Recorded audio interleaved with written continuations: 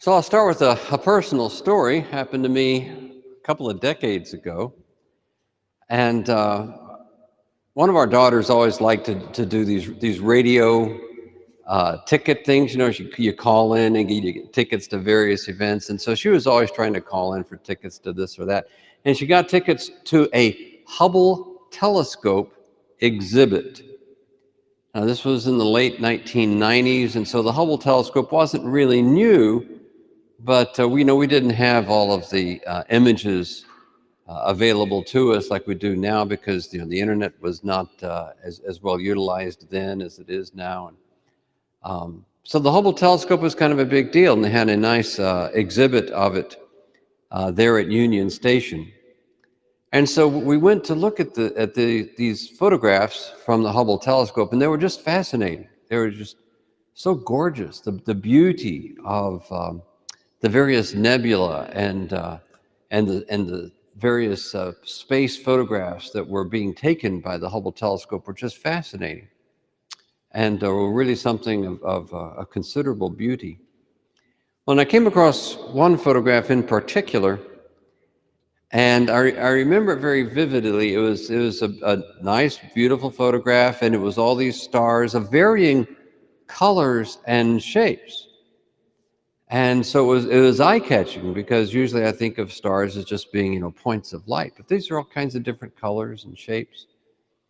And then as I'm reading the caption about it, I discovered these are not stars, actually. These are all photographs of galaxies. That there were about 700 galaxies pictured in this one image, which was described as being taken through a dark part of the sky that was about the size of a postage stamp.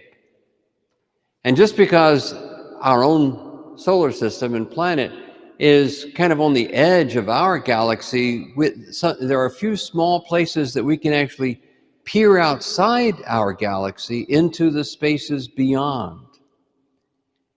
And we've all kind of heard the numbers, trillions of galaxies, each having billions of stars. And that number just doesn't mean much to us.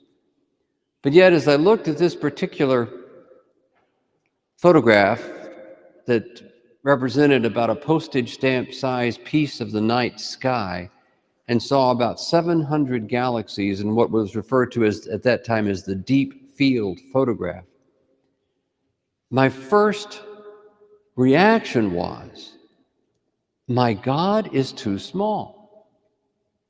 That I'm looking at this piece of the universe that is so huge and so massive. I thought, I need to expand my understanding of God to fit this huge understanding that we have of the universe. And this is an issue, I think, that a lot of people have.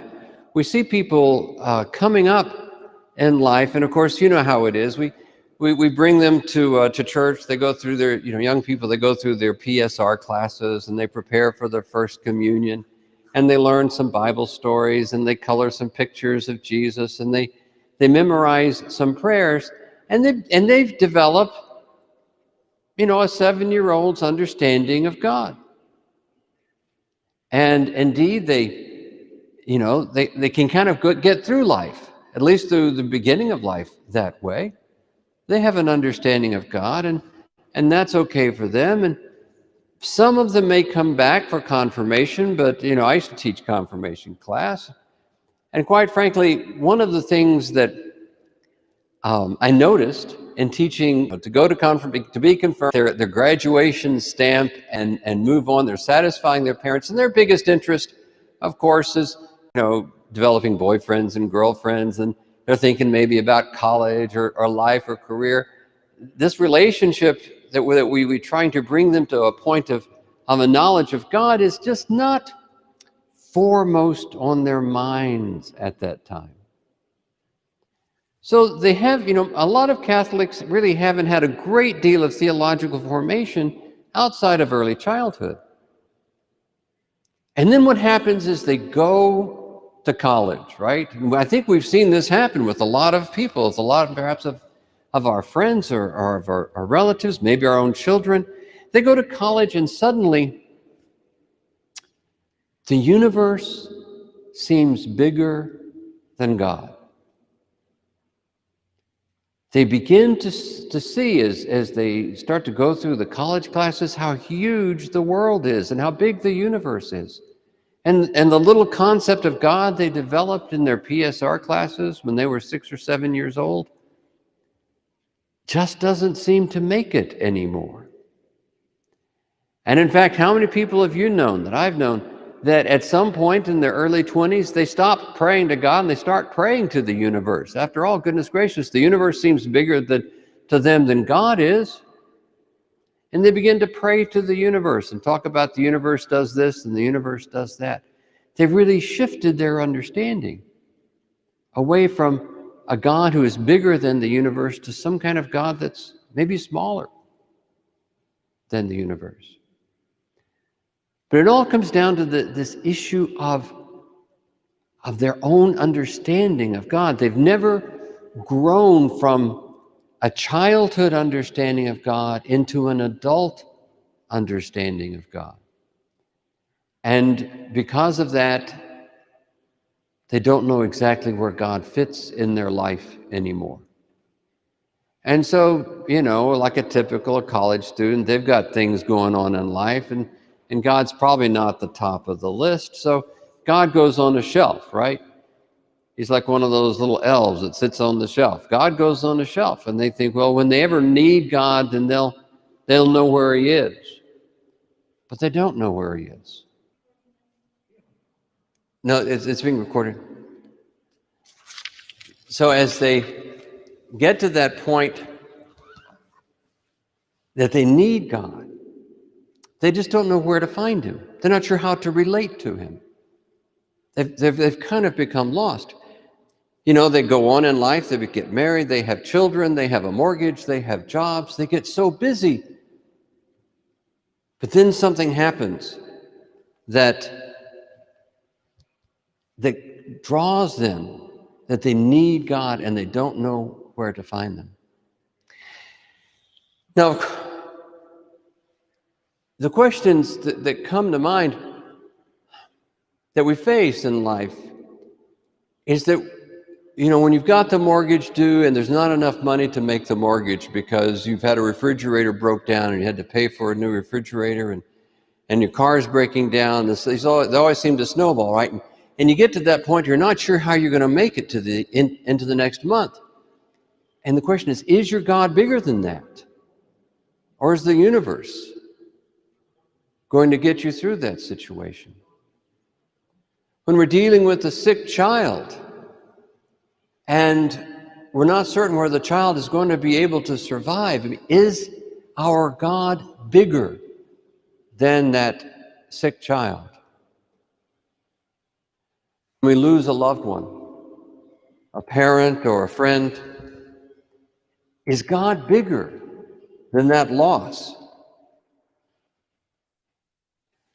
When you're married and you've got this big fight with your God, and when we get to that point that we really need to be able to connect to God because our life is in trouble and we need help in getting through, we've lost track of who God is and how to connect to him.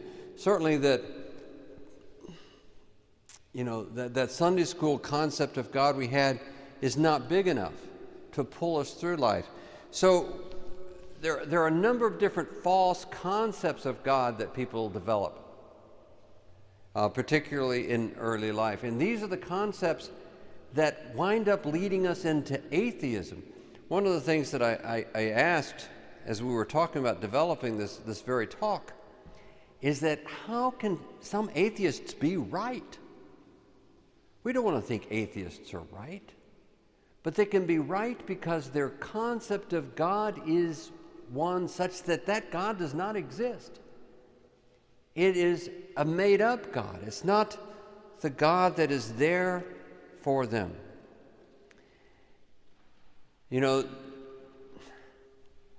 When I grew up, of course, I grew up in the 50s, and it was a very, very different era. And the understanding that I got of God as a kid growing up, that it was a God sat on a throne out there somewhere and kind of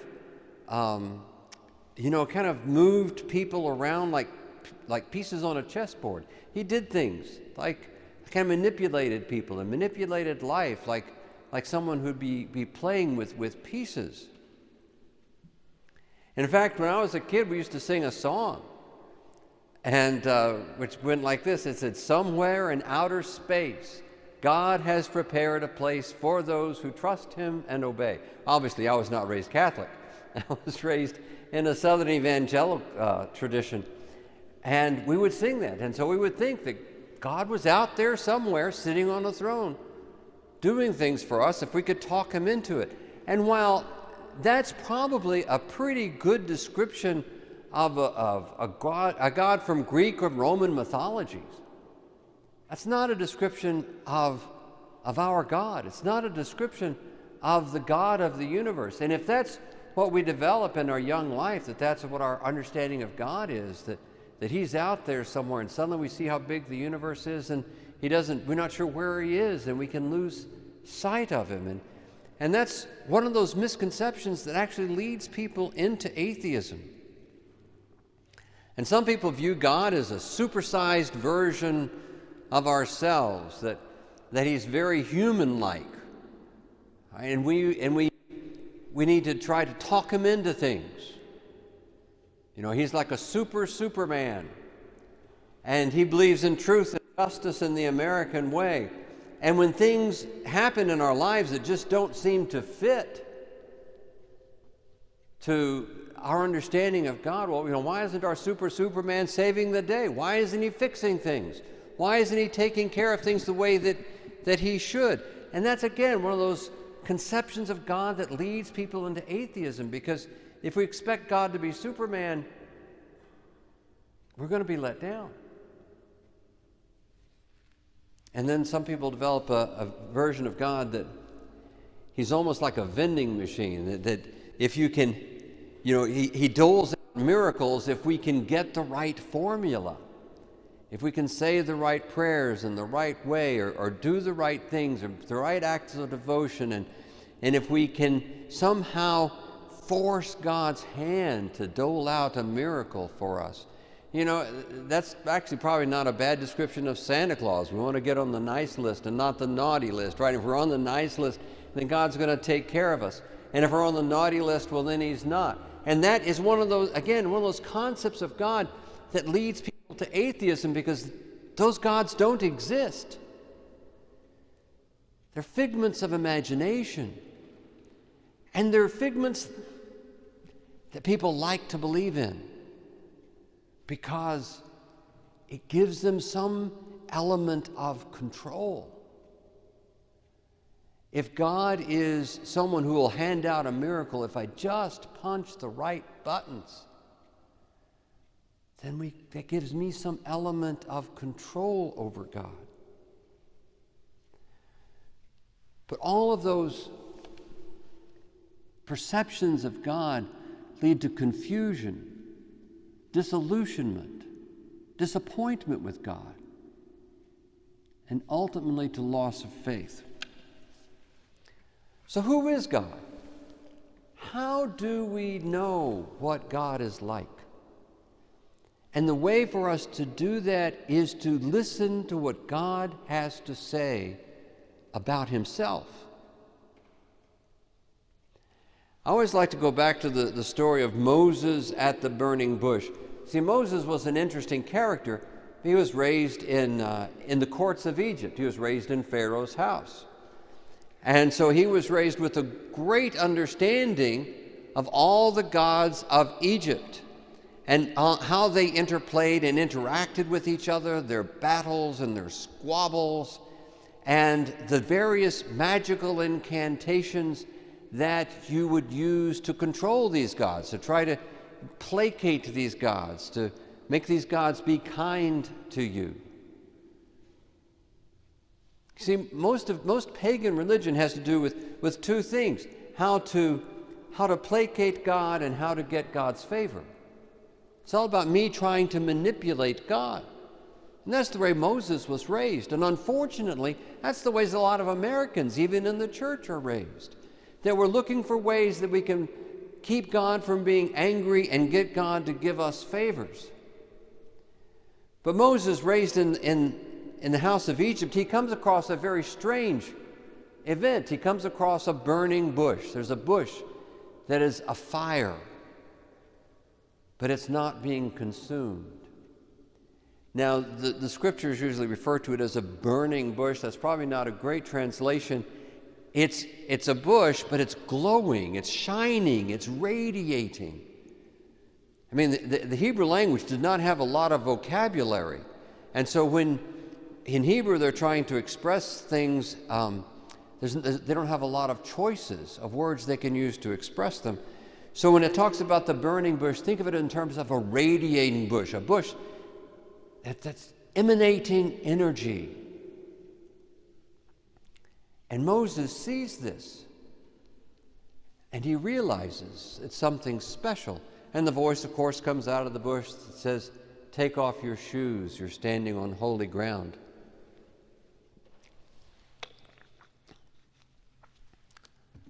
And so Moses does that. He takes off his shoes. He's standing there before this glowing or radiating, burning bush.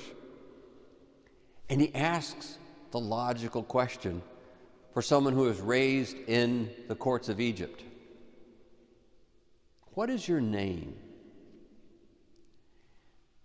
See, he doesn't know what God he's talking to. He wants to know what God this is. What's this God's name? Because all magical incantations in Egypt begin with the God's name. You can't make an incantation if you don't know who it is that you're making the incantation to. So he asks this bush, "What is your name?" And then comes the reply. That is one of the most profound experiences of any human anywhere at any time. God responds to Moses and he says, "I am. I am." That's not much of a name. God's name is I am. Now, when we see this song sometimes in music or sometimes in some translations of the Bible, you see that spelled Y-A-H-W-E-H. And because it takes these Hebrew letters that are really a form of the Hebrew verb to be. Yihye is the Hebrew verb to be. And it takes these letters and we try to pronounce it in various different ways. Because how do we call God I am?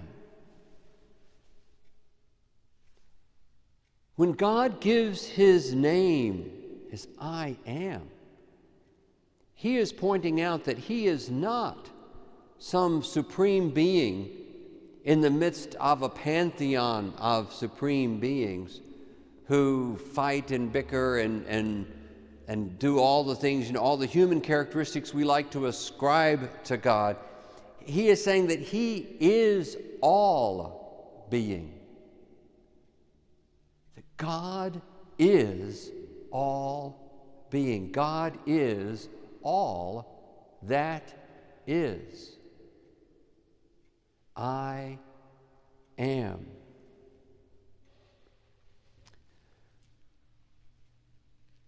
But then he goes on and he specifies, he clarifies that with, again, two more Hebrew words. And one of those words is chesed. And chesed is, again, a word because Hebrew's got such a limited vocabulary that can be translated in a lot of different ways, a lot of different nuances to that word. But the word can be translated love, compassion, mercy, pity.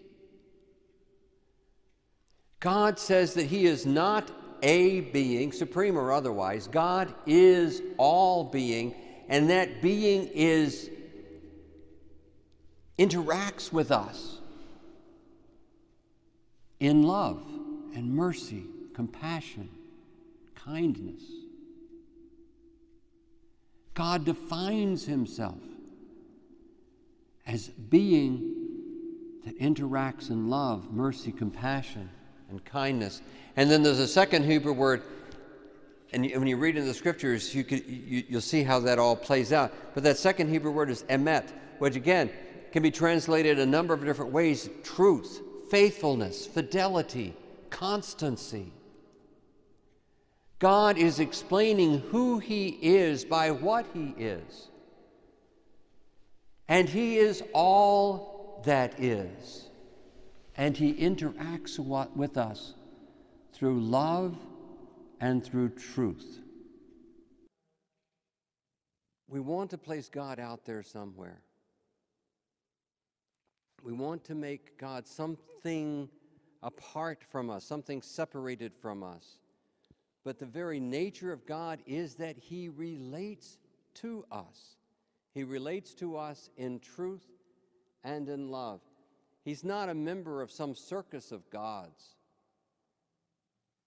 that bicker and argue. He is all and in all. St. Paul talks about him in that way. God is all and is in all. In other words, God is I am.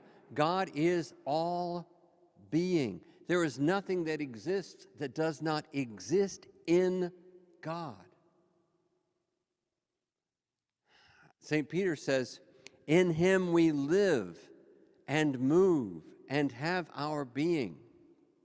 Most of us imagine some separation between us and God. We even imagine some separation between the universe and God. But see, this is the exciting part. In the incarnation, God becomes flesh. There is no longer any separation between God, between Creator and creation. We are all brought together into one. It's a great act of wholeness that we are made whole when we are made one with God and one with one another. That's the whole meaning of the Catholic Church, of the Catholic faith, that we are brought together in wholeness. Prior to Christ,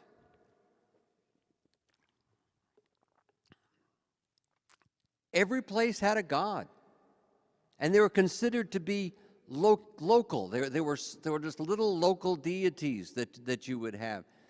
And there were so many of them. In Athens alone, there were 66,000 different deities. I don't know how that happens. They had 66,000 different deities, and most of them controlled some little spot. A grove of trees, or a spring, or a house, or there was all these little spots for all these little deities.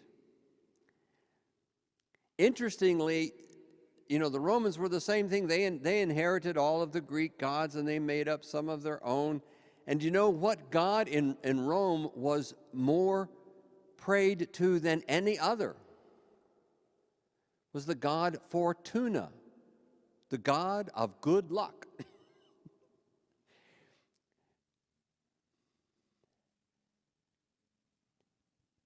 People have always had this desire to see God as separated from them, and trying to placate God or trying to win his favor, try to get something from God. But in the incarnation, we see that there is no separation between Creator and creation. God became flesh. He is all, and he is in all. In him we live and move and have our being. One of the things that I've noticed, and I've talked to so many people who have had this experience. I've had this experience myself before a number of times. And when you get it, you're in prayer, and suddenly everything seems to change. That somehow your connection to God is so much more intense. And you realize that you have connected somehow to God. And the most common description I have ever heard of that experience is this. People said, it was like I was suddenly floating in an ocean of love. And some of you may have had that very experience. Or you've had an experience that you say, okay, that sounds right. Floating in an ocean of love. Consumed by God all around, because in Him we live and move and are. The story goes of a couple of fish who were swimming around, and they were talking about fish things, whatever fish talk about. And as they were swimming, another fish was coming the other direction towards them. And they paused and they exchanged fish niceties. And before they separated to go back to their opposite directions, the one fish said to the other two, he said, "Have a good day. The water's fine." And the other two fish looked at each other and said, "What's water?" You see, we exist within God's very presence, but we don't notice it. It's as much a part of our existence as the air around us, but we don't notice it. Because we're so distracted. We're so dealing with things like the job and the mortgage and the family and the kids, and so many things are going on in life. We're so distracted by what we see. We lose connection with what we don't see, but that which we know by faith, and that is that God is. He is all and in all. In Him we live and move, have our being. God is not out there somewhere. He's not a Superman. He's not a Santa Claus. He's not a Zeus or a Jupiter or someone who's playing chess with the world. He is the world and is all that is beyond the world. He is never, ever separated from us. I learned this when I was 16.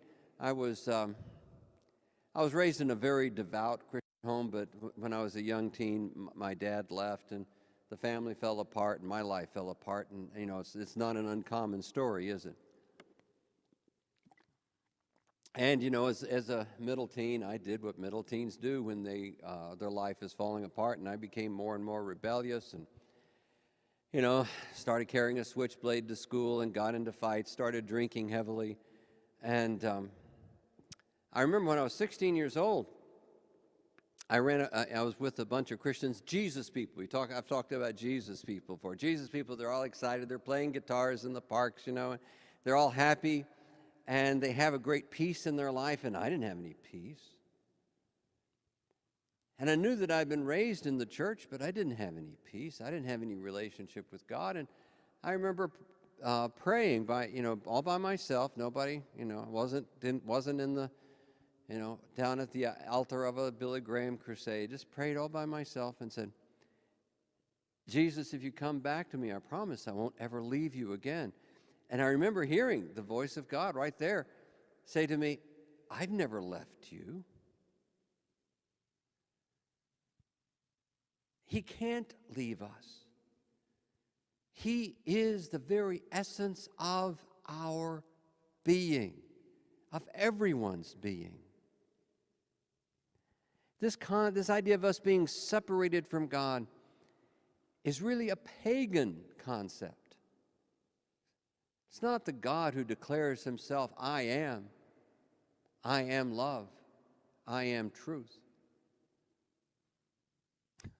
My grandmother was a Pentecostal, and she had an interesting thing about her. She'd always kind of, like a good grandmother, she's always kind of got me out of the corner of her eye, and she seemed to know just as I was about to do something that I shouldn't.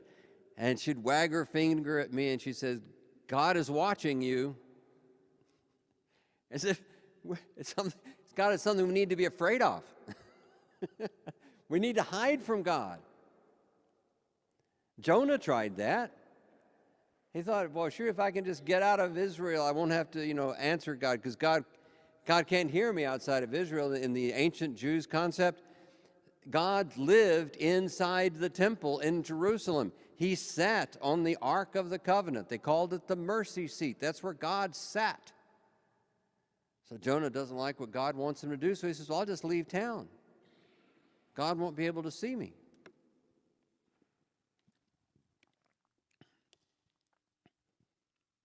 But Jonah discovers there's no running away from God. I mean, the prophets were constantly trying to move people to understand God is the God of the whole earth. God is the God of the whole universe. He doesn't live in some little temple. He doesn't sit on top of those golden angels. He is all and is in all.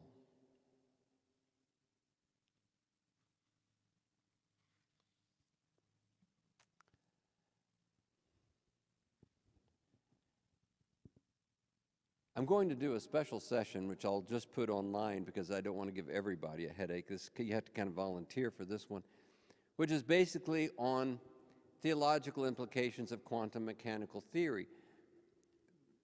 And if just that phrase is frightening to you, that's probably not a session you want to listen to.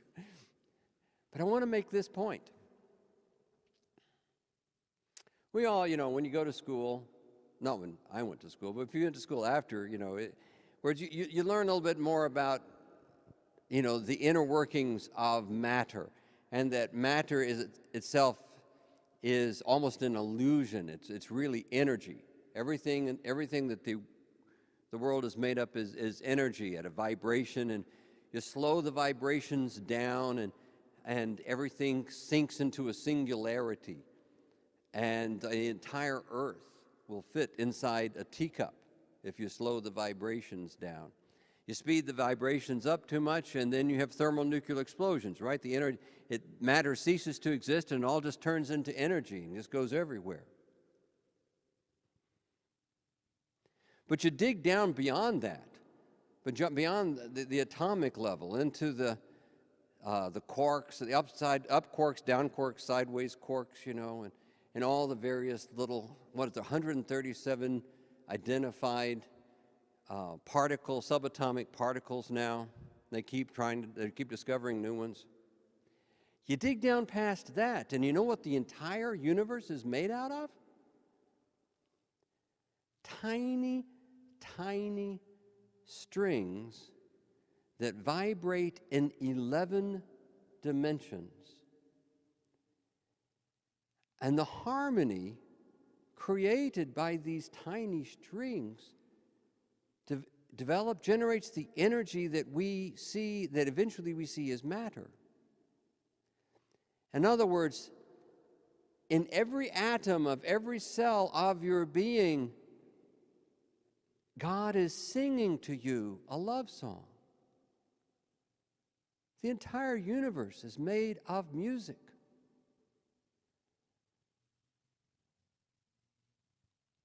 The psalmist writes, "Two things I know.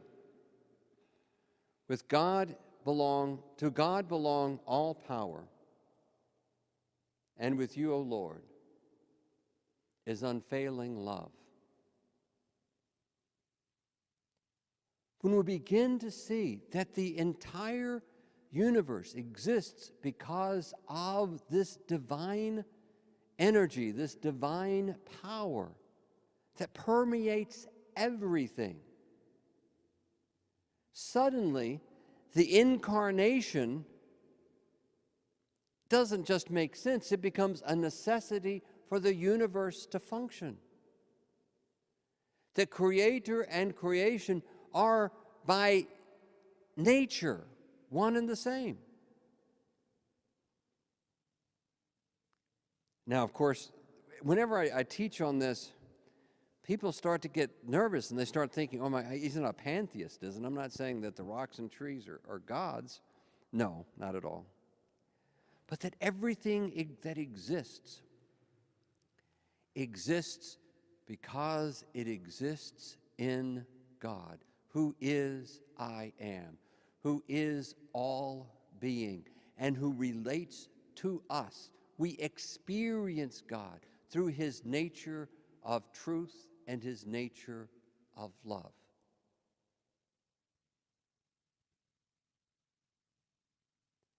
Now, what happens, of course, is we really would like things to go differently. Picture it this way. God has given to each of us this tremendous privilege of existence in a physical universe. That we get to exist in this physical universe with physical bodies, interacting with other physical bodies, and interacting with the nature around us. And it's like we're on a treasure hunt. That God has us going through life in search of gold and silver and diamonds.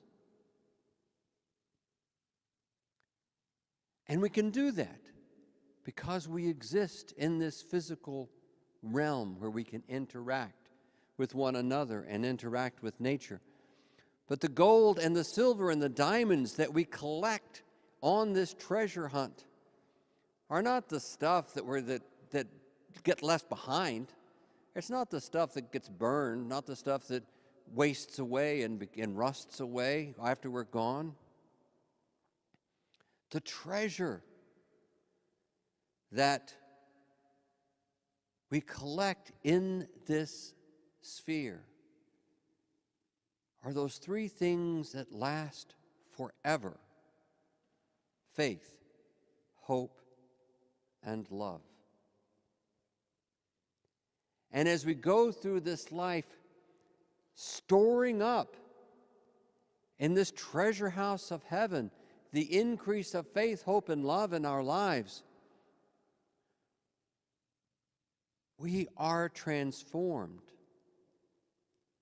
into the very image of God himself. So that when we go to be with him, we will be unified with him and one with him. I mean, most of us are much more concerned about amassing the easy stuff, right? At least I am. We like the easy stuff, not the hard stuff like faith, hope, and love that requires perseverance and patience and giving and sharing and self-sacrifice. We would all kind of want life to be a little easier. But Jesus made a very interesting promise. He did not promise our lives would be easier. In fact, he promised the exact opposite. He said, in this world you will have trouble. The world hated me. You don't think it's not going to hate you? But be of good cheer. I have overcome the world. And I am with you always to the end of the age. I know sometimes we would like to have that Superman God that we might talk into things, try to make our life easier for us, try to satisfy our wants and desires. But that's not God. God is the one who, in the midst of the trouble, in the midst of the turmoil of this world, he doesn't take the trouble away.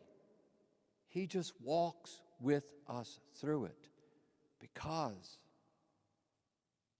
he fills our very being with himself.